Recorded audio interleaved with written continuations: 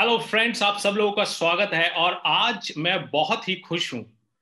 उसका कारण है कि जब भी कोई हिंदुस्तानी महिला हिंदुस्तान में कुछ स्पेशल करके दिखाती हैं और कुछ ऐसा करके दिखाती हैं जो हजारों लाखों और महिलाओं के लिए, यंग लड़कियों के लिए एक एग्जाम्पल बन जाए, तो इससे अच्छी कोई बात हो नहीं सकती है। मेरे साथ हैं आज बहुत ही स्पेशल वुमेन, तुलिका साहू। और इनके बारे में बताने के लिए मुझे अपने मोबाइल को भी ऑन करना पड़ेगा, क्योंकि इनकी अचीवमेंट और सक्सेस बहुत सारी हैं। यू बिलीव मी, आज इनके इंटरव्यू के बाद हिंदुस्तान में बहुत सारी लड़कियों का जो सोचने का रवैया है, जरिया है, तरीका है, वो काफी चेंज होने वाला है। Tulika Sahu first Indian woman है जिन्होंने पीएचडी किया है फोटोग्राफी में। और सिर्फ इतना ही नहीं है, वो अपने नाम बहुत सारे रिकॉर्ड्स दर्ज करती हैं। इनके नाम बहुत सारे अवार्ड्स हैं, जिनमें से जब मैंने इनके से पूछा, तो वैसे तो ये अपनी लाइफ के बारे में बात करने में बड़ा खुले मन से बात करती हैं, लेकिन अपने रिवॉर्ड्स और अचीवमेंट के बारे में बात करने में कहीं ना कहीं कंजूसी करती हैं। फिर भी बहुत खोजने पर इन्होंने कुछ अवार्ड्स और रिवॉर्ड्स बताए, जिन जो रिवॉर्ड शायद इनको बहुत ज्यादा पसंद है। तो उनमें से एक रिवॉर्ड है इनका, जो इनका रिकॉर्ड है, basically not reward, it's a record. Limca book of records में तुलिका साहू का नाम है। India book of records holder हैं तुलिका साहू। सो आप समझ सकते हैं कि मैं किसके साथ आज बात करने जा रहा हूं। इनके नाम कई सारे अवार्ड्स भी हैं। फॉर एग्जाम्पल, हिंदुस्तान टाइम्स का HT women culture master award है तुलिका साहू के पास। उनके पास अमर उजाला का प्रथमा वुमेन अचीवर अवार्ड भी है। इनके पास मैं हूं बेटी अवार्ड भी है। और इसके साथ साथ इनके पास women of the year award भी है फ्रॉम ऑक्सटिया फाउंडेशन। तो आई थिंक इतने बात करना, इतना बताना तुलिका साहू के बारे में सफिशिएंट है। और बात करेंगे डिटेल में, बट इससे पहले मैं बुलाना चाहूंगा Tulika. Tulika, welcome first of all in this India skill capital online platform video channel. और बहुत अच्छा लग रहा है आपसे बात करके। तो सबसे पहले तो मैं आपसे को वेलकम करना चाहूंगा इंडिया स्किल कैपिटल की तरफ से, और आपसे पूछना चाहूंगा कि इतने सारे अवार्ड, रिवॉर्ड्स, रिकॉर्ड्स दर्ज करने के बाद आपको कैसा लगता है? आ, नमस्कार आप सभी को, अनुराग जी आपको भी। और बहुत बहुत धन्यवाद अनुराग जी कि आपने सिलेक्ट किया मुझे। आपको इस लायक लगा कि मुझे आपके प्लेटफॉर्म पर आना चाहिए, लोगों से रूबरू होना चाहिए। तो आपके प्लेटफॉर्म के साथ जुड़ करके मुझे भी बहुत अच्छा लग रहा है। और थैंक्स वंस अगेन। जहाँ तक अवार्ड रिवॉर्ड की बात होती है, तो दुनिया में मुझे नहीं लगता कि कोई भी ऐसा शख्स होगा जिसे इसे पाके अच्छा नहीं लगता। तो जरूर अच्छा लगता है, मैं भी इंसान हूँ और मुझे भी अच्छा लगता है, खुशी होती है मुझे। और लेकिन हाँ, ये भी एक बात एक साथ में ये कहूंगी कि कोई ऐसी फीलिंग मुझे नहीं आती है कि कोई आउट ऑफ द वर्ल्ड जैसी चीज हो। तो मुझे अच्छा लगता है कि मुझे ऐसे ही माना जाए। सबके सबके बीच में जब मैं रहूं तो सबके जैसी ही रहूं। तो ये फीलिंग मेरे अंदर है, अच्छा लगने के साथ साथ। मैं समझ सकता हूँ। ये तो आपने खैर बहुत हम्बल वे में बोल दिया, लेकिन आपको अपनी असली फीलिंग बताने की जरूरत इसलिए है बिकॉज स्ट्रगल करना, स्ट्रगल फेज से गुजरना, या स्ट्रगल को देख के हार मान जाना, ये तो हिंदुस्तान की लाखों करोड़ों लड़कियों का और महिलाओं का पास्ट रहा है। लेकिन सक्सेस के बाद एक्चुअल फीलिंग कैसी होती है और कैसा लगता है कि क्या वो स्ट्रगल करना अच्छा भी था या नहीं, इसलिए आपकी अचीवमेंट और आपके अंदर की जो फीलिंग्स हैं उसके बारे में बात करना बहुत जरूरी है। जी। देखिए, क्या होता है कि आ, वो पूरी दुनिया के लिए इंसान का की सक्सेस दिखती है कि वो सक्सेस के बाद वो कैसा है। उसका जो जर्नी होती है, वो जर्नी सिर्फ वो इंसान समझता है, या उसके बहुत क्लोज लोग होते हैं वही समझते हैं। और कोई भी अचीवमेंट, किसी भी तरह की अचीवमेंट, पॉजिटिव अचीवमेंट जो होती है, वो कभी भी बिना स्ट्रगल स्टोरी के पूरी हो ही नहीं सकती। अगर पूरी हुई है किसी शॉर्टकट से पूरी हुई है, तो आप ये निश्चित जानिए कि उसकी लाइफ भी बहुत कम है। लाइफ अगर लंबी है तो स्ट्रगल स्टोरी जरूर होगी। स्ट्रगल स्टोरी मेरी भी है। और स्ट्रगल मैं कहूँ तो आज तक वो स्ट्रगल कहीं न कहीं किसी न किसी रूप में चलता ही आ रहा है। क्योंकि एक स्ट्रगल शुरू हो जाता है जब आप एज़ अ फीमेल पैदा होते हैं और सोसाइटी में आपको एक अलग नज़रिए से देखा जाता है। भले ही आप लकी हो कि आपके घर में आपके साथ दोयम दर्जे का व्यवहार ना हो रहा हो, लेकिन कहीं सोसाइटी का प्रेशर होता है, लोगों के कहे जाने का प्रेशर होता है, तो ना चाह करके भी आप दोयम दर्जे का शिकार हो जाते हैं, घर पे ना हो तो बाहर हो। तो स्ट्रगल हमेशा दो तरफ़ा होती है, एक तो फीमेल्स के लिए, एक तो घर में, एक बाहर। तो मेरे लिए मैं थोड़ा लकी हूँ कि घर का स्ट्रगल मेरे लिए थोड़ा कम रहा, ज़रूर। लेकिन बाहर मैंने भी बहुत स्ट्रगल्स सहा है। आज भी मैं अगर किसी से लोग मुझसे पूछते हैं कि मैम आपकी डिग्री किसमें है या आपने क्या पढ़ाई की? अगर मैं फ़ोटोग्राफ़ी बोलती हूँ, तो 1 सेकंड रुक कर के लोग मुझसे दोबारा ज़रूर पूछते हैं, "क्या?" तो मैं उन्हें बोलती हूँ फ़ोटोग्राफ़ी, तो मुझसे पूछते हैं, "कौन-सी कैमरे वाली?" मैंने कहा, "हाँ, कैमरे।" "तो क्या उसमें भी पढ़ाई होती है?" मतलब ये सवाल लोगों के बहुत कॉमन सवाल हैं। मैं कहती हूँ हाँ, बिल्कुल उसमें भी पढ़ाई होती है। तो उसमें पीएचडी में आपने क्या किया होगा? उसमें करने के लिए तो ऐसा कुछ नहीं होता होगा। कैमरा उठाया, फ़ोटो खींची और बात खत्म। तो वो जो होता है ना लोगों के थॉट के साथ स्ट्रगल करना, एस्टेब्लिश करना कि नहीं भाई मैंने भी कुछ मेहनत करी है, वो अभी तक चला आ रहा है। एक मैं मैं और स्ट्रगल से पहले अभी एक एग्ज़ाम्पल मैं देना चाहती हूँ। कल मैं अपने यूनिवर्सिटी में थी, तो मेरे कलीग एक फ़ोटो शूट कर रहे थे। उनको कुछ अपनी पेंटिंग के लिए चाहिए था, तो वो एक फ़ोटो शूट कर रहे थे, वो फ़ोटो ठीक नहीं आ रही थी। तो उन्होंने मुझसे कहा कि मैम ज़रा मेरी हेल्प करिए और मोबाइल शूट ही था और जब मैंने उनकी हेल्प करी तो एक छोटा-सा शूट था लेकिन खासा टाइम लगा उसमें क्योंकि जिस तरह की लाइट चाहिए थी, तो लाइट के सामने आपको खड़ा करना, कटर 50 चीज़ें थी। तो उन्होंने फाइनली मुझसे ये कहा कि मैम फ़ोटोशूट में इतना टाइम लगता है? तो आप ये सोचिए कि आर्ट फ़ील्ड में होने के बावजूद एक व्यक्ति उसी स्ट्रीम का होने के बावजूद उसके दिमाग में क्या है कि कैमरा लिया और फ़ोटो हो गई। लेकिन एक्चुअली ऐसा नहीं होता। तो पहला स्ट्रगल तो जो मैंने शुरू हुआ वो ये था कि जब मैं पैदा हुई तो मेरे घरवालों का एक एक्चुअली मेरी नानी का जो सपना था कि मैं डॉक्टर बनूँगी। उन्हें कहाँ से ख़्याल आया मेरे पैदा होने की खबर के साथ ही कि ये बिटिया मेरी डॉक्टर बनेगी। तो वो एक जो आप टैग लेकर के मतलब 15 मिनट की लड़की थी मैं अ, और उनको एक एक चीज़ लेकर के मैं पलती गई और मुझे मैं सुनती गई कि हाँ, मैं डॉक्टर बनूँगी, डॉक्टर बनूँगी, डॉक्टर मतलब उसके सिवा किसी ने कुछ नहीं सोचा और ना ही मुझे सोचने का मौका मिला। ये था कि कुछ गॉड गिफ्टेड टैलेंट था मेरे अंदर आर्ट का और एक प्लस पॉइंट ये था कि मेरे पेरेंट्स फोटोग्राफर्स थे और उनके साथ मैंने बचपन से ही फोटोग्राफी सीखी क्योंकि पापा का एक थॉट था कि बच्चों को जो भी फैमिली बिज़नेस है वो आना ही चाहिए क्योंकि कभी इन केस की कोई मुश्किल आती है, मुसीबत आती है तो एट लीस्ट वो अपनी ना ज़िंदगी बिता सकें। तो उन्होंने बचपन से सिखाया हम सब 4 भाई-बहन हैं हम सबको सिखाया उन्होंने फ़ोटोग्राफ़ी। लेकिन सिखाने के बाद भी कहीं उनके दिमाग में कहीं ये नहीं था कि फ़ोटोग्राफ़ी को मैं करियर जैसा लूँगी। डॉक्टर का ही रास्ता था मेरे लिए और मैं भी उसी पर आँख बंद करके चली जा रही थी, मम्मी-पापा चले जा रहे थे और जो रिलेटिव्स थे, तो उनके उनके में भी था यही डॉक्टर ये डॉक्टर बनेंगी, तो वो एक जो मेंटल प्रेशर होता है आपके ऊपर पीयर प्रेशर हो जाता है, वो पीयर प्रेशर झेलना, वो एक बड़ी बात होती है जब आप बचपन में होते हैं। अब वो चीज़ें आप अकस्टम्ड हो जाते हैं, तो बड़ी बात नहीं लगती है।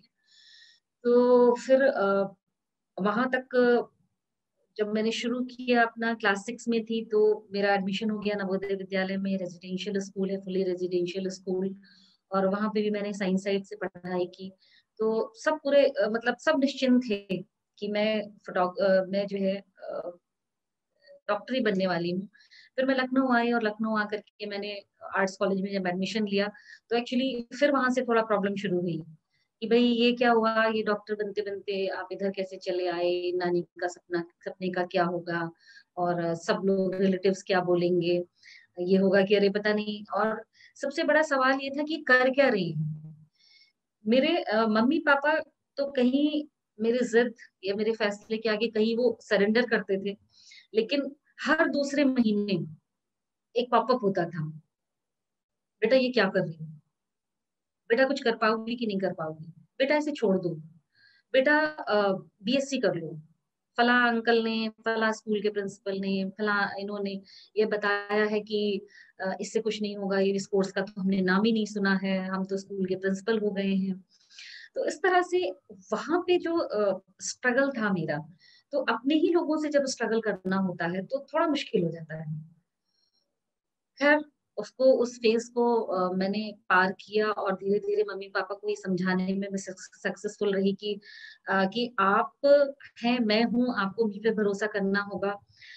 जो बाहर के लोग आते हैं जो ये समझाते हैं कि, क्योंकि क्या होता है, लोग अपने बच्चों से ज्यादा दूसरे बच्चों के करियर में इंटरेस्टेड होते हैं, दूसरे बच्चों को बताने की कोशिश करते हैं। तो वो वहां पे मुझे कभी बड़ा फ्रस्ट्रेशन होता था, बड़ा गुस्सा आता था। और आपको बिलीव नहीं होगा, मेरा 5 इयर्स का कोर्स था, थर्ड ईयर का एग्जाम होने वाला था, मेरे पापा मुझसे मिलने आए और उन्होंने मुझसे कहा बेटा ये कोर्स छोड़ दो, बीएससी कर लो। तो मुझे इतना गुस्सा आया, मैंने पापा से कहा कि पापा अब आप डिसाइड कर लीजिए कि आपको आ, मुझे पढ़ाना है, नहीं पढ़ाना है तो मुझे यही पढ़ना है, नहीं तो मैं बोरिया बिस्तर समेटती हूँ, घर चलती हूँ, वहीं बैठती हूँ। पापा को कहीं लग गया होगा कि बहुत डिटर्मिन्ड है, ये लग रहा है अगर वाकई मैंने इसे कहा तो ये शायद कुछ भी ना पढ़ाई करे। तो खैर वहां पे चीजें धीरे धीरे करके सॉर्ट आउट हो गई। फिर मेरी शादी हुई, शादी के बाद एक्चुअली मैंने अपना पीजी किया और उस वक्त मेरी बेटी भी हो गई थी। तो फैमिली लाइफ को बैलेंस करना, फिर ससुराल वालों को ये समझाना कि मैं नॉर्मल, मतलब मेरा जो रूटीन है वो नॉर्मल 9 से 2 वाला क्यों नहीं है, कि मतलब मैं कॉलेज गई, पढ़ाई की, खत्म किया, घर आई, घर से मुझे क्यों सुबह 5 बजे निकल करके शूट पे जाना है, या क्यों मुझे शाम को फिर शूट पे जाना है। और तो वो भी मेरे लिए बड़ा टफ टाइम था, क्योंकि क्योंकि प्रॉब्लम ये थी कि उस चीज को ना समझने के लिए कोई तैयार नहीं था। और उसके भी पहले एक मजेदार बात मैं बताती हूँ। मेरा छोटा भाई, हम लोग साथ में रूम शेयर करते थे, साथ में रहते थे लखनऊ में। वो अक्सर पापा से शिकायत करता था कि पापा, क्योंकि जब बीएफए में एक सब्जेक्ट था फोटोग्राफी मेरा, वो एडवर्टाइजिंग डिजाइनिंग से मैंने बीएफए किया अपना।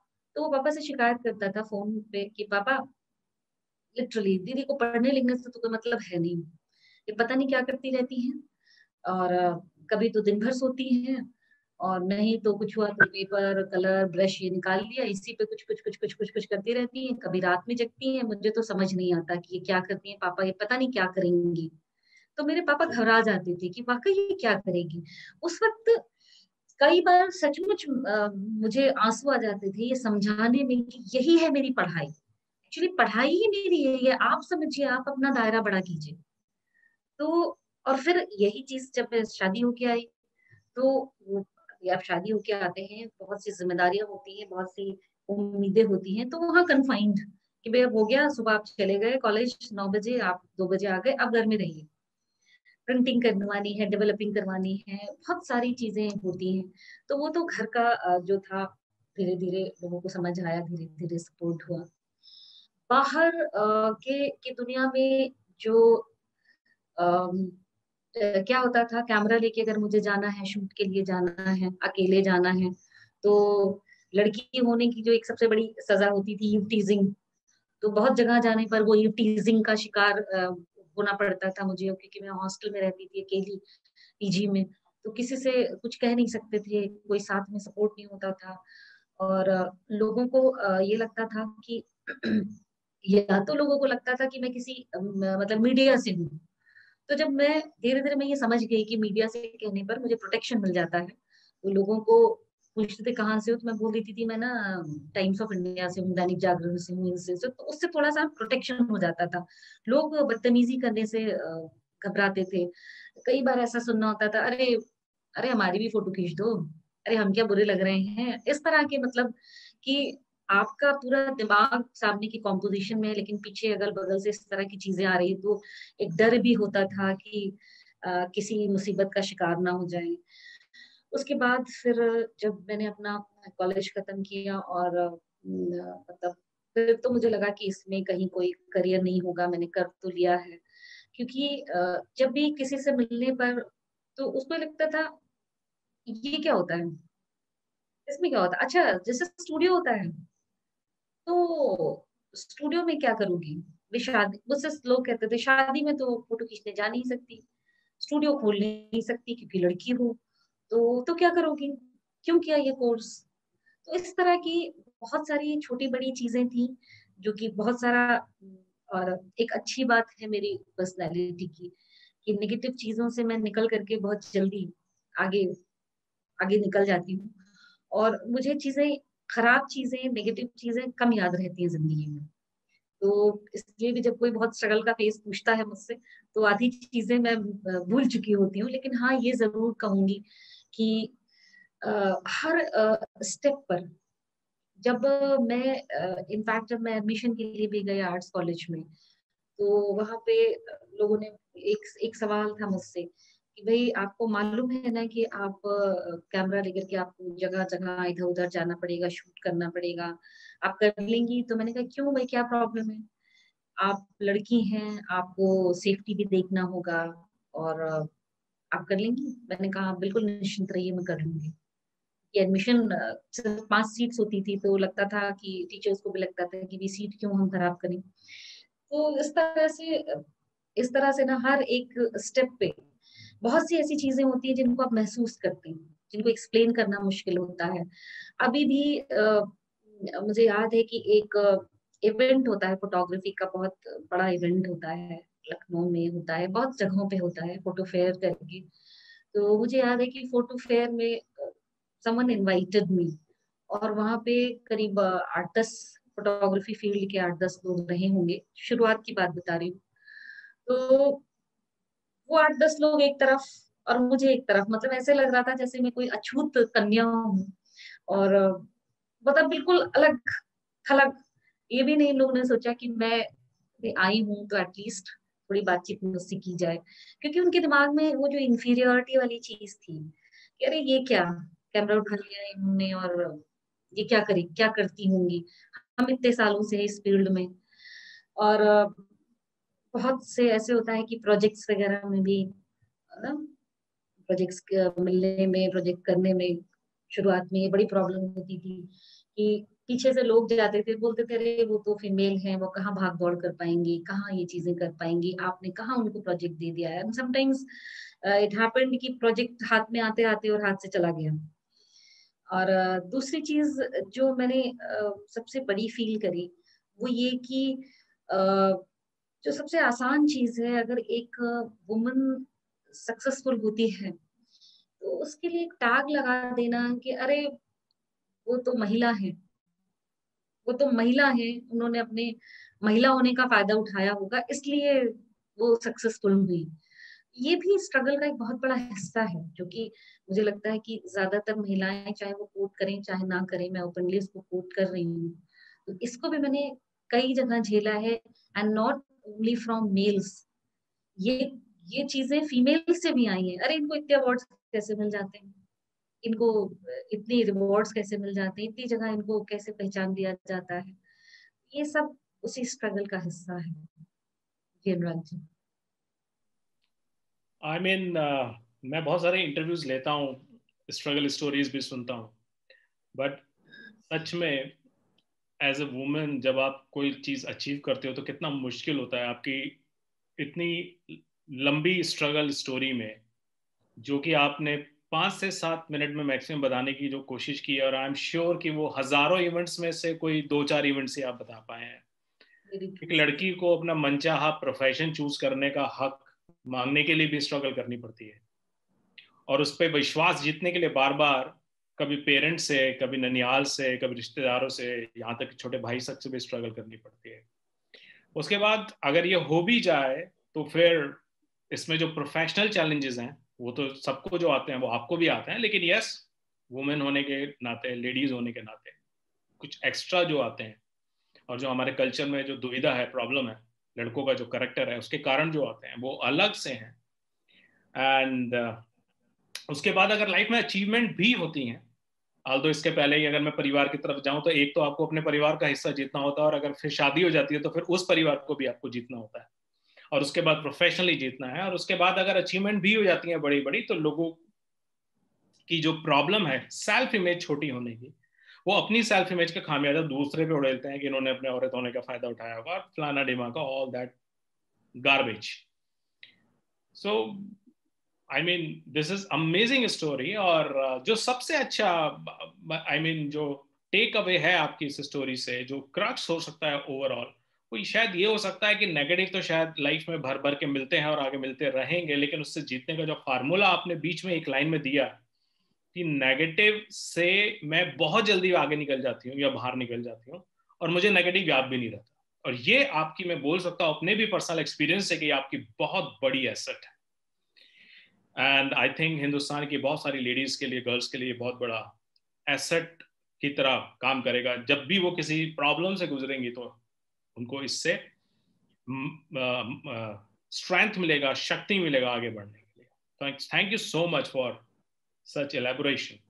और आपके बैकग्राउंड, आपकी फैमिली के बारे में मोटा मोटा तो हमको पता चल गया आपके कन्वर्सेशन से। अगर और भी कुछ आप बताना चाहते हो तो प्लीज बताइए, और ये जरूर बताइए कि आज के डेट में इतने रिवॉर्ड्स अवार्ड्स के साथ आप कर क्या रहे हैं, बिकॉज अब हमारे दर्शकों का दिल यहाँ पे आ गया है कि अब तुलिका साहू एक्चुअली फोटोग्राफर के तौर पे करती क्या है। एज ए पीएचडी होल्डर उन्होंने इस प्रोफेशन को क्या नया पहचान दिया है, क्या पावर दिया है कि ये करने से क्या क्या हो सकता है।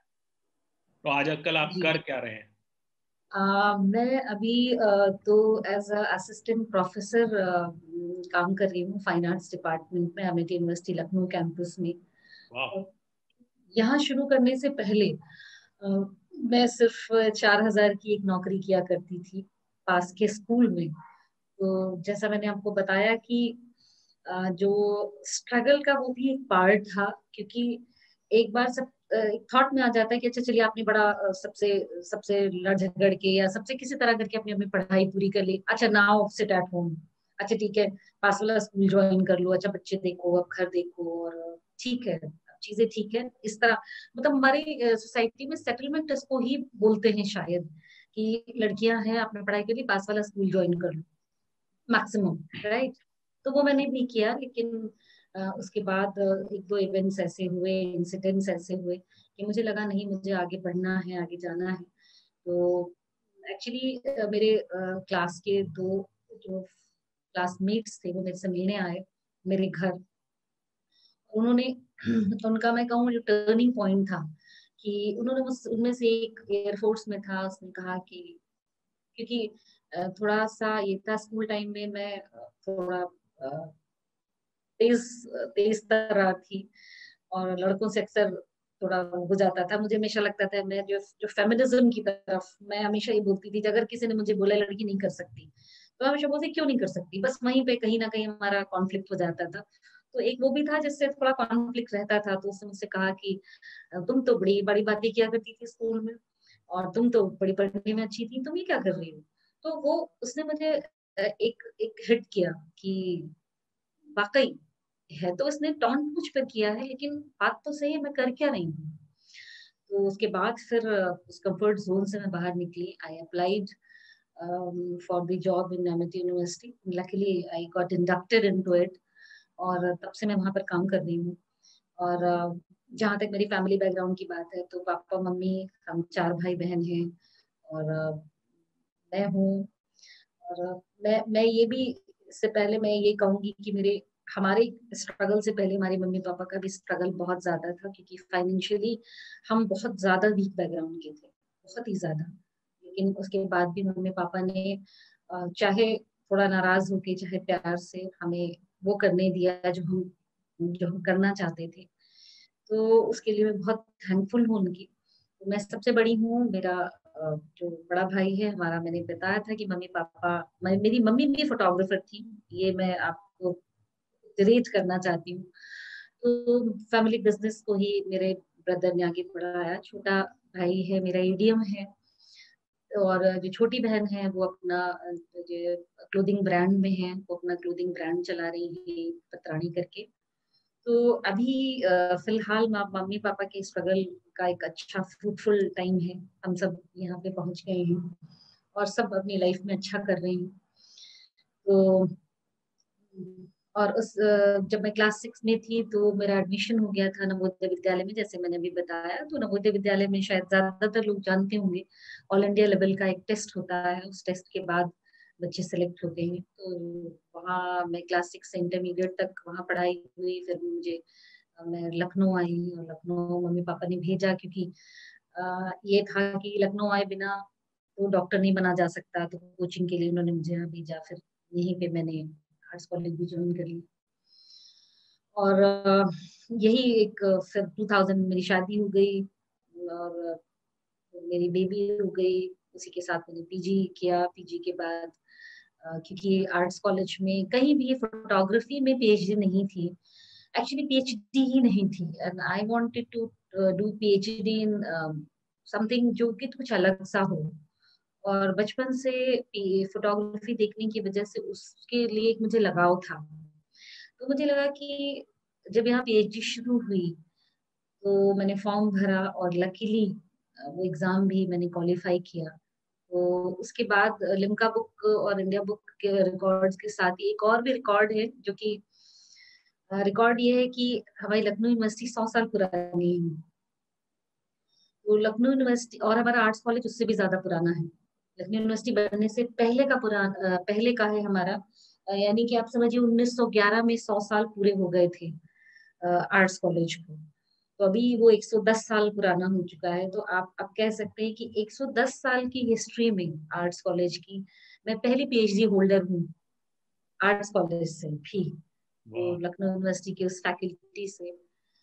तो मुझे ये था। फिर मैंने एग्जाम लकीली क्वालिफाई किया, और उसके बाद डॉक्टर भूपेश लडल के अंदर में मैंने पीएचडी की। फिर एक फेज था बीच में, करीब 2003 में मैंने अपना पीजी किया। उसके बाद पीएचडी जब स्टार्ट हुई 2010 में, फिर मैं इंडक्ट हुई उसमें। 2015 में मेरी पीएचडी कंप्लीट हुई। लेकिन उसके पहले ही 2008 में ही मैंने एमिटी यूनिवर्सिटी ज्वाइन कर लिया था। और उसके बाद 2012 में मैंने नेट क्वालिफाई किया, जून में भी एक बार दिसंबर में 2 बार क्वालिफाई किया। और उसके बाद फिलहाल वहीं पे हूँ। कुछ अपने ही उसमें कुछ प्रोजेक्ट्स हैं, कुछ और भी चीजें अपने ही फील्ड से रिलेटेड मैं करती रहती हूँ। यही है मेरी आप छोटी तो सी। ये जानना बड़ा सच में आश्चर्य से भरा था। मैं भी जब मुझे आपके बारे में पता चला कि first PhD holder in India as a woman, तो मुझे लगा उससे पहले लोग ज्यादा इसमें पीएचडी करते नहीं थे या क्या चक्कर था। सो जब आपसे सुन रहा हूँ तो इसके बारे में और डिटेल में पता चल रहा है। बट पीएचडी करना अपने आप में एक करेजियस डिसीजन है, लेकिन उस सब्जेक्ट को चूज करना जहां जिस कॉलेज या यूनिवर्सिटी में लास्ट 110 120 साल से किसी ने उस सब्जेक्ट को चूज ही नहीं किया, ओके, या उसकी तरफ किसी ने सोचा भी नहीं, ये वास्तव में मार्वलस टॉक है। और मेरी एक बुक है actually, India skill capital, Hindi में भी इंग्लिश में भी अमेजन की बेस्ट सेलर बुक है वो। और उसमें मैंने एक चीज बोल रखी है कि आप पैशन के पीछे भागो, सफलता अपने आप आपके पीछे आएगी, और स्किल भी अगर आपको लेना है तो पैशन के पीछे भागो। अगर आपको कुछ करना भी है तो सिर्फ ऐसा काम करो जिसको अगर आप करते हो तो रात को 2 बजे आपको नींद नहीं आती है, बल्कि नींदें उड़ जाती हैं। अगर आप उस चीज के पीछे भागोगे तो सफल आप जरूर होगे। और आपकी पूरी स्टोरी मेरी उस बात पे स्टैंप लगाती है, इसलिए मुझे आपकी स्टोरी बहुत अच्छी भी लग रही है। और इंडिया को एक्चुअली में इसी तरह की स्टोरीज की जरूरत है, बिकॉज इंडिया में आज भी आप देखो किसी भी पॉलिटिकल रैली में अगर हमारे युवाओं का जो सबसे बड़ा डिमांड होता है वो होता है job job job job job. आप जॉब बात की चीज है, लेकिन सबसे पहली चीज ये है कि अगर आप अपने पैशन बेस्ड काम को कर रहे हो तो अगर आपको जॉब मिले तो ठीक है, और अगर नहीं भी मिले तो आप शायद जॉब से भी ज्यादा सक्सेसफुल हो सकते हो लाइफ में कोई भी काम करके। और अगर मैं आपके फोटोग्राफी की बात कहूँ तो ये तो आई मीन हिंदुस्तान को छोड़ दें, हिंदुस्तान में भी अगर हम देखें, बल्कि ग्लोबल अगर हम लोग देखें, तो ऐसे फोटोग्राफर्स की कमी नहीं है, फोटो स्पेशलिस्ट की एक्चुअली कमी नहीं है मैं बोलूँगा, जिनके एक शॉट की कीमत, उनके हाथ से आधे घंटे फोटो शूट कराने की कीमत लाखों लाखों रुपए है, लाखों लाखों, करोड़ों करोड़ों रुपए है। वेरी, So, किसी भी पैशन को आप मिलियंस रुपीज में कन्वर्ट कर सकते हैं। इनफैक्ट मैं जब आपसे बात कर रहा हूं तो थोड़ा सा मैं आपको शॉर्ट में ही पूछूंगा कि आपका जो अवार्ड्स हैं, रिवॉर्ड्स हैं, इनके पीछे की स्टोरीज क्या है? बिकॉज लोग जानना चाहेंगे। ठीक है, लोग पीएचडी भी कर ही लेते हैं, ठीक है, लोग जॉब भी करते ही हैं, कुछ ना कुछ काम करते हैं, लेकिन रिवॉर्ड्स, अवार्ड्स, अचीवमेंट्स, रिकॉर्ड्स, ये हर एक आदमी का नहीं बन पाते। इसके पीछे क्या रीजन है? ये सब बाई चांस हुआ या इसके लिए आपने कुछ स्पेशल किया, या एक ये सोची समझी अचीवमेंट है? सर इसको मैं सोची, बहुत सोची समझी तो नहीं कहूंगी, क्योंकि मेरा जो पैशन था वो ये था कि मुझे एमएफए मैंने कर लिया था फोटोग्राफी में। तो पढ़ने का मुझे बड़ा शौक था, बचपन से पढ़ने का मुझे बड़ा शौक था। तो पढ़ाई से मैं कभी पीछे नहीं हटती थी। तो मुझे लगा अच्छा अब एमएफए हो गया, मुझे पीएचडी भी करनी है। तो पीएचडी करनी है तो मैं अपने सर से मिली आर्ट्स कॉलेज में, और मैंने उनसे कहा कि सर मुझे फोटोग्राफी में पीएचडी करनी है। और मैं आपको मजे की बात बताऊं, उन्होंने मुझे बिल्कुल लिटरली मना कर दिया कि मैं आपको पीएचडी नहीं करवा सकता। तो मैंने कहा सर ऐसा क्यों? तो उन्होंने कहा देखिए आपसे ज्यादा सीरियस जो कैंडिडेट्स हैं वो मेरे पास हैं। वो पता नहीं मैंने किस किस उसमें कहा, कहते हैं सरस्वती होती हैं, वो आज भी मुझे इस बात के लिए कहते हैं कि तुलिका आपने कैसे कहा था मुझे। मैंने कहा सर देखिए पीएचडी तो मैं करूंगी और आपके अंडर में ही करूंगी। बोले देखिए मेरा जहां तक वश रहा, मैं आपको तो पीएचडी नहीं करवाऊंगा। मैंने कहा सर देखते हैं फिर। और ये मैं एकदम सही बात आपको बता रही हूँ। आपको मैं उनका नंबर भी दे सकती हूँ, अभी वो जामिया मिलिया में है, प्रोफेसर हैं, यहाँ से चले गए। आप उनसे पूछ भी सकते हैं, यही हमारा कन्वर्सेशन था। मैंने कहा सर फिर देखते हैं कौन कौन जीतता है, आप या मैं, देखते हैं। तो जिसका कहते हैं ना, जहाँ चाह होती है वहां राह होती है। तो क्या हुआ था कि जब सर ने जिस वक्त की बात बताई थी उस वक्त एंट्रेंस टेस्ट नहीं हुआ करता था। उस वक्त सिर्फ सिनॉप्सिस सबमिट करना होता था। सिनॉप्सिस अप्रूव हो जाने के बाद जो है आप अपना पीएचडी स्टार्ट कर सकते थे। तो जिन चार बच्चों की, क्योंकि चार सीट्स थी, जिन चार बच्चों के स्टूडेंट की बात की थी सर ने, उन चारों बच्चों का सिनॉप्सिस अप्रूव हो चुका था। तो उन्होंने मुझसे ये कहा कि देखिए अगर आप इतना चाहती हैं तो कम से कम 3 से 4 साल लगेंगे पीएचडी में, उसके बाद मैं देखूंगा। और मैं नहीं जानती कि ये चाह या चाह और राह वाली बात थी या क्या था, मुझे नहीं पता। सडनली एक ऑर्डिनेंस आता है कि अब जो पीएचडी होगी उसका एंट्रेंस टेस्ट होगा। एंट्रेंस टेस्ट में जो क्वालिफाई करेगा उसको मिलेगा। और आप बिलीव नहीं करेंगे कि वो चारों फेल हो गए, और पीएचडी सिर्फ मैंने क्वालिफाई किया, फोटोग्राफी में सिर्फ मैंने क्वालिफाई किया। तो सर मुझसे कहते थे आपको जादू जानती है क्या? मतलब क्योंकि उन्होंने मुझे पढ़ा रखा था ग्रेजुएशन पोस्ट ग्रेजुएशन, तो मुझे वो करीब 7 सालों से पहले से भी जानते थे। तो उन्होंने हंस के मुझसे कहा तुलिका आप जादू जानती है क्या? क्योंकि ऐसा ही हुआ था कुछ सडनली। ये तो हुआ, उसके बाद सिनॉप्सिस जब सबमिट करना होता है, तो क्योंकि मैं जॉब में थी, मैं आर्ट्स कॉलेज जा नहीं पाई, और ऑल ऑफ अ सडन मेरे पास एक मैसेज आया या किसी से मुझे पता चला कि परसों सिनॉप्सिस सबमिट करनी है। अब सिनॉप्सिस बनाना तो एक बहुत बड़ी चीज थी, और सबसे बड़ी बात थी कि मेरे पास कोई गाइडेंस नहीं था टीचर के सिवा, कहीं कोई एग्जाम्पल नहीं था कि अच्छा मैं उनकी थीसिस उठा लूं, ये कर लूं, वो कर लूं और उससे हो जाए। तो पता नहीं किस कॉन्फिडेंस से मैंने सर से कहा कि सर परसों नहीं सबमिट होगी। बोले आप कर लीजिए सबमिट होगी, पर मैंने कहा सर आप चिंता मत करिए परसों नहीं सबमिट होगी, मुझे नहीं पता। तो और वाकई वो जो सिनॉप्सिस सबमिशन था वो 10 डेज के लिए टल गया। तो वो ये दो इंसिडेंट से मुझे हमेशा कहते थे आपको कुछ जादू आता है क्या तुलिका? मैंने कहा नहीं सर जादू नहीं, इसी को शायद कहते हैं कि जब आप किसी चीज को बहुत दिल से चाह लेते हैं तो चीजें आपके पक्ष में ऑटोमेटिकली आने लगती हैं। तो मैंने पीएचडी नॉर्मली जैसे शुरू होता है वैसे कर ली।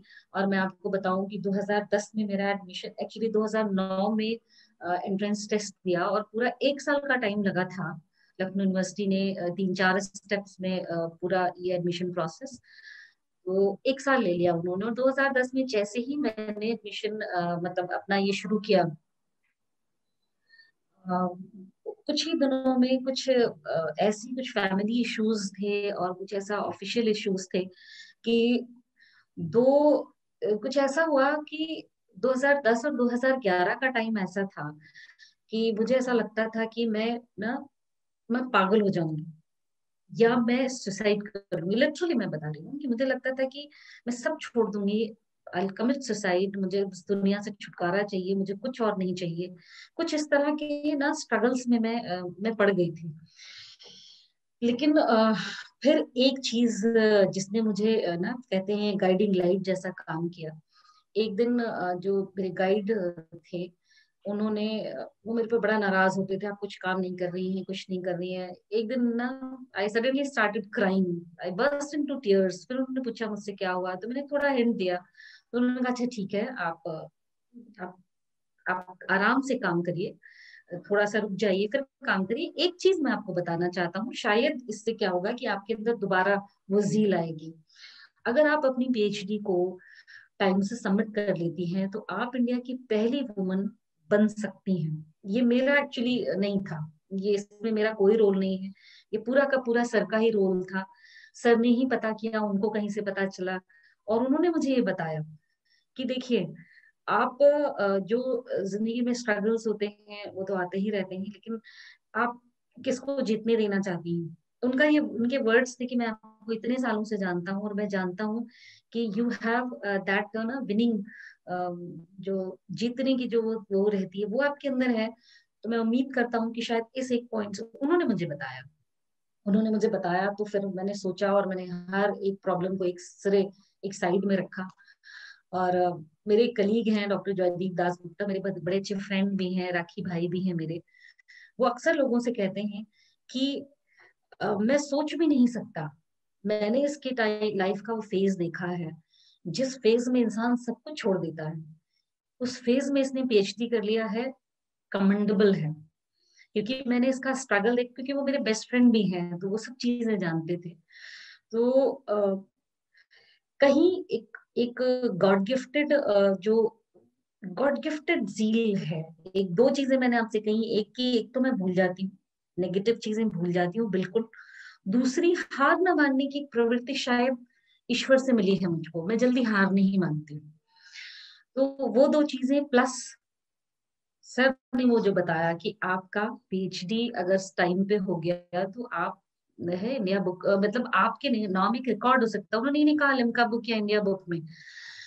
तो मैं लग पड़ी, सब चीजें छोड़ी और मैं लग पड़ी, बिल्कुल लग पड़ी। और सर का भी बड़ा सपोर्ट था, जब भी मैं थोड़ा सा ढीला होती थी रस्सी तुरंत टाइट करते थे। तो खैर सबमिट कर दिया मैंने। और मैं सही बताऊं कि इसमें सर का इतना रोल है कि जब मैंने सबमिट किया और सबमिट करने के बाद न्यूज़पेपर वगैरह में कुछ मेरे बारे में आया, जिसके लिए कुछ मतलब मेरे जो टीचर थे उन्होंने भी। तो न्यूज़पेपर में जब आया तो वहां से लिम्का बुक ऑफ रिकॉर्ड से मेरे पास कॉल आई। और मैंने आपको बताया ना कि कुछ फैमिली प्रॉब्लम्स ने और कुछ प्रोफेशनल प्रॉब्लम्स में इतना ज्यादा एंगेज थी उस वक्त, इतना ज्यादा बिजी थी, एक लंबा टाइम पीरियड था कि उस वक्त मैं अननोन नंबर्स मैंने उठाना बंद कर दिया था। मैं उठाती ही नहीं थी अननोन नंबर्स। उस दिन भी एक अननोन नंबर से कॉल आई जब मैं एमिटी से घर आ रही होंगी। घर आया, मैंने देखा कि एक अननोन नंबर से कॉल है। मैंने अपने हस्बैंड से पूछा क्या करूं, उठाऊं नहीं उठाऊं। उन्होंने कहा छोड़ो, मत उठाया करो तुम अननोन नंबर्स। लेकिन पता नहीं, कहते ना कि जब ईश्वर को कुछ चीजें करनी होती हैं तो ईश्वर उसी तरह से करते हैं। पता नहीं क्या सोच के मैंने कॉल बैक कर लिया उस पे। उन्होंने कहा कि मैं एजुकेशन सेक्शन को देख रही हूँ मिसेस नियोगी, और हमने आपका टाइम्स ऑफ इंडिया में आर्टिकल देखा है और कल लास्ट डेट है। मतलब it was 29th of June, उनका 30th जून तक लास्ट डेट है अप्लाई करने के लिए, और आपको ये चीजें भेजनी होंगी। और तो देखिए फिर वही हुआ। और उसमें उनकी जो रिक्वायरमेंट थी, न्यूज़पेपर कटिंग्स और ये सारी चीजें मैंने भेजी। और भेजने के बाद फिर वहां से आया है एक चीज जहाँ पे मैं मेरा सारा चीजें फिर आके अटक के फिर से जीरो पे आ गई। वो ये था कि उन्होंने कहा, लिम्का बुक से आया कि आप ये लिखवा के दीजिए इधर फ्रॉम योर गाइड या आपका प्रिंसिपल या लखनऊ के कोई ऐसे शख्स से जो कि किसी बहुत हाई प्रोफाइल इंसान हो, कि आप इंडिया में फर्स्ट हैं। तो कोई कैसे क्लेम कर सकता था इस बात को, और nobody was ready to claim. And मैं काफी परेशान हुई, मुझे लगा कि ये ये तो शायद ये अपॉर्चुनिटी निकल जाएगी मेरे हाथ से। और उस वक्त मेरे गाइड भी यहाँ नहीं थे, वो फिजी में थे उस वक्त, तो उनका भी सपोर्ट ज्यादा नहीं था मुझे। देन सडनली फिर एक थॉट आया, और हमने फिर यूजीसी को लिखा कि भाई आप हमें बताइए कि समवन इज देयर और नॉट। तो उन्होंने कहा नहीं, देयर इज नो रिकॉर्ड। वो भी मैंने भेजा एंड देन आई रिसीव। तो उसमें भी मैं कहूंगी कि मेरा कोई रोल नहीं था, मुझे कुछ भी पता नहीं था। मेरे टीचर और ईश्वर, ये दो लोगों की वजह से ये जो रिकॉर्ड मैं कर पाई। और उस दौरान एक हाँ मजेदार बात मैं ये बताऊंगी कि उस दौरान जब ये मैं पता कर रही थी पर्सनली कि कोई ऐसा तो नहीं है जहाँ किसी और को अवार्ड हुई हो। और आप सोचिए कि इट वाज वेरी हॉरिफाइंग कि मेरी पीएचडी जब मुझे अवार्ड हुई है, उसके 2.5 महीने बाद नागपुर यूनिवर्सिटी से एक लड़की, किसी लड़की को फोटोग्राफी में पीएचडी अवार्ड हुई। तो मुझे लगा कि मेरे सर कितना सही थे, उन्होंने मुझे लगातार मुझे पुश करते रहे। अदरवाइज सिर्फ 2.5 महीने की गैप से ये लाइफ टाइम अपॉर्चुनिटी मेरे हाथ से चली जाती। तो thank you too sir, and भगवान को तो हमेशा ही। Yeah, so this is really amazing, Tolika, and ये लाइफ टाइम के लिए, आपके लिए, और आई मीन पूरे हिंदुस्तान के लिए तो हमेशा के लिए कि ये रिकॉर्ड हो गया है। So congratulation. सो ये एक सोची समझी साजिश तो नहीं थी, लेकिन अपॉर्चुनिटी आपके सामने आई तो आपने भी दिल खोल के उसका स्वागत किया, मेहनत करने में कोई कमी नहीं की, एफर्ट मारने में कोई कमी नहीं की।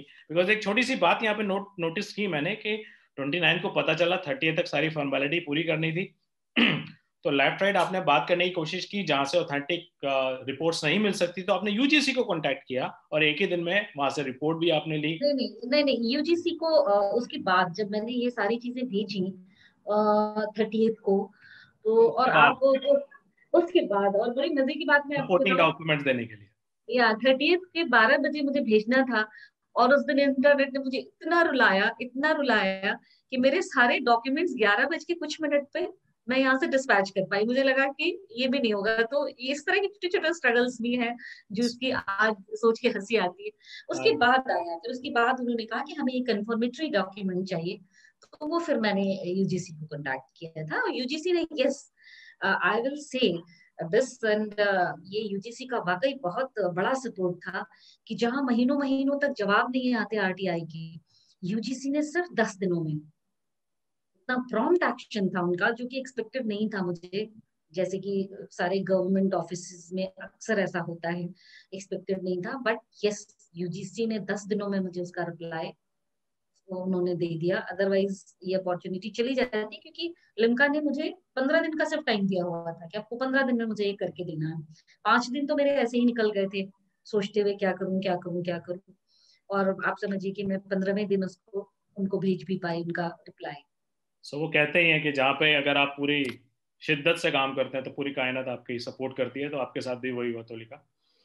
बहुत बढ़िया लगा आपसे बात करके तोलिका। मैं चाहूंगा कि आप कुछ बताएं अपने माइंडसेट के बारे में कि किस टाइप का माइंडसेट, विनिंग माइंडसेट आपका है, और ताकि आप इन सब चैलेंजेस से ओवरकम कर पाती हैं, तरह तरह के चैलेंजेस से ओपन कर पाती हैं, बिकॉज ये माइंडसेट ट्रांसफर करना आज के यूथ में बहुत जरूरी है। So please discuss something about ये बिल्कुल, ये बहुत बड़ी और सबसे अच्छा जो सेगमेंट है आपके पूरे इंटरव्यू का, ये यही है कि आज का यूथ को कैसे मदद की जा सकती है ना, कैसे बताया जा सकता है। देखिए, कुछ चीजें आपको जो गॉड गिफ्टेड होती हैं, कुछ आप इनकलकेट करते हैं, कुछ लेके पैदा होते हैं, कुछ अपने सराउंडिंग से सीखते हैं। तो ये जो सीखना वर्ड है, जो सीखना शब्द है, ये है तो 3 अक्षरों का, लेकिन एक्चुअली क्या है, ये इतना बड़ा है कि आपकी पूरी जिंदगी खत्म हो जाती है और आप इसको, इस सीखने को पूरा नहीं सीख पाते हैं। तो मैं बस इतना ही कहूंगी कि देखिए, दो चीजें, एक, पहली हार मत मानिए, हार मत मानिए। दूसरी चीज क्या है, जब आप अपना 100, देखिए आज मैं बच्चों को क्लास में भी, क्योंकि पिछले सेमेस्टर का रिजल्ट आया था तो कुछ बच्चों का रिजल्ट उतना अच्छा नहीं था, तो आज मैं क्लास में भी बच्चों को ये बता रही थी कि देखिए, दो तरह का इनपुट होता है। लोग कहते हैं ना, मैंने तो 100% दिया था। दो तरह का होता है, एक आप जो दिखावे के लिए देते हैं, लोगों को दिखाते हैं कि हमने 100% दिया। एक आपका दिल खुद जानता है, आपका कॉन्शियस जानता है, आपकी आत्मा जानती है कि आपने कितना परसेंट का इनपुट दिया। ठीक है, किसी और को दिखाने के लिए वो इनपुट मत दीजिए, अपनी आत्मा को दिखाने के लिए, खुद खुद को साबित करने के लिए, क्योंकि आप खुद जानते हैं कि आपने किसी काम को करने में कितना एफर्ट दिया। तो अपने आप को, अपने आप के सामने ये बताइए कि मैंने 100% दिया, और फिर वो आपका कॉन्शियस उसको सही साबित करना चाहिए कि अगर आप बोल रहे हैं कि आपने 100% दिया, आपका कॉन्शियस भी कहना चाहिए कि हाँ, वाकई तुमने 100% दिया। तो दो चीजें, एक, हार मत मानिए, दूसरे, अपने एफर्ट में आप कमी मत करिए। उसके बाद हार जीत, मिलना बिछड़ना, वो कुछ चीजें आपके हाथ में नहीं है। तो जब आप ना 100% देते हैं, उसके बाद आपको कभी जिंदगी में गिल्ट नहीं होता। काश, ये काश वाला शब्द जो होता है ना, काश मैंने ये कर लिया होता, काश मैंने ऐसा किया होता, ये काश शब्द आपको सताता नहीं। और बिलीव कीजिए, आज इतनी उम्र में मैं जो जो चीज मैंने महसूस की है अपने एक्सपीरियंसेस से, मैं ये समझती हूँ कि जो काश शब्द है, ये सबसे ज्यादा सताता है। काश मैंने पढ़ लिया होता, काश मुझे ये मौका दोबारा मिल जाता। आप ये मान के चलिए, कोई मौके दोबारा नहीं आते। काश को अपनी लाइफ से एलिमिनेट करने की कोशिश कीजिए। हार मत मानिए, अपने आप से झूठ मत बोलिए। तीसरी चीज जो है कि कभी भी जब आप अपनी जिंदगी में लो महसूस कर रहे हो, छोड़ देना चाहते हो, सुसाइडल टेंडेंसी बहुत हो रही है, जरा से एक एग्जाम में फेल हुए, पता चला कि हैंग कर लिया खुद को, जम कर गए कहीं से, तो उस वक्त आप उनकी उनके उनके चेहरों को जरूर याद करिए कि वो, उनका हमारे बिना क्या होगा। ठीक है, उससे क्या होगा कि आपको नेगेटिव थॉट से निकलने में मदद मिलेगी। ठीक है, प्लस आपकी जिंदगी पर आपका ही हक नहीं है, आपके पेरेंट्स, भाई बहन सभी का हक होता है। तो आप उसको इस तरह खत्म नहीं कर सकते। आपको जरूरत है, आप मदद मांगिए, क्योंकि लकी है हम लोग की इस टाइम में है जबकि मेंटल हेल्थ, इमोशनल हेल्थ को भी इम्पोर्टेंस दी जा रही है। हमारे टाइम में तो अगर कह देते कि हमें इस तरह हो रहा है, लोग बोलते अच्छा पागल है ये तो, इससे ले जाओ। एक सिंपल एक था, अच्छा पागल है। तो आज ही नहीं है, आप लकी हैं इस मामले में। Talk to your parents. तो मैं आपके लिए बस यही दो तीन चीजें कहूंगी कि हार मत मानिए। ये एक बहुत बहुत बहुत बड़ी बात है। आप किसी चीज के लिए हार नहीं मानते हैं तो आप देखेंगे कि एक पॉइंट पर आकर के हार जो है वो खुद ही हार जाता है, आप ही जीतते हैं फाइनली। दूसरी चीज, आप जब अपने आप से झूठ बोलना बंद कर देते हैं, तब भी आप हारना बंद कर देते हैं। तीसरी बात, जब भी निगेटिव कुछ आए जिंदगी में, तो उससे लड़ने की कोशिश कीजिए, उसके सामने गिव अप करने की जरूरत नहीं।